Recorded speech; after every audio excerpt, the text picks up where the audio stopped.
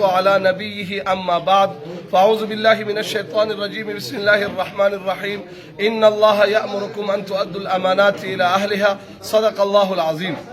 زما مسلمانانو ورونو او زمون میاندو خیاندو ټولو ته دا مختصر پیغام ورکو چې د ان 45 د ضلع کوروم د حلقې د انتخاباتو زور شور دی.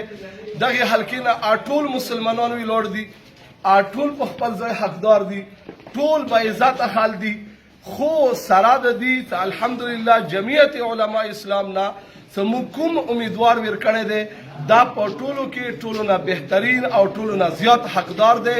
د هغه بنیادي وجه دا دی چې هرې علاقې کې د ټولو قومونو احساسات به ګوري، نو ټولو نه اول احساس د دی حلقې د صدا سیټي په پره کېږي چې د دی خوابه ده او د دی قبرستان په صدې کې دی.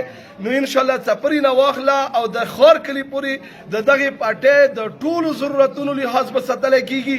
دویمه دا چې د چمکني سنټر کوروم خاص کر د چمکني چې د هغه قوم سره تعلق لري د هغې احساسات په پره کېږي. بیا د ټولو قومونو سره احساسات په دې وجې په پره کېږي چې جمعیت علما اسلام کې قومیت نشته، خالص اسلامیت او د وطن محبت دی.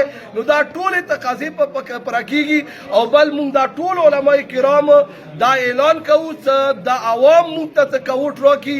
نو انشاءالله د اوبو حوالې سره یو ستر پروجیکټ لرو چې پراچینار ته شوی دی او دلته به کم از کم انشاءالله 15-20 کروڑ هغه کېږي سادې ته د اوبو او د سعودي د ویلې صفحې تنظیم دا مخکې منیر عجیب باندې مو کړی و، انشاءالله کېدونکی و او د اوبو تنظیم انشاءالله هغه کامل سره مخکې نه روان و.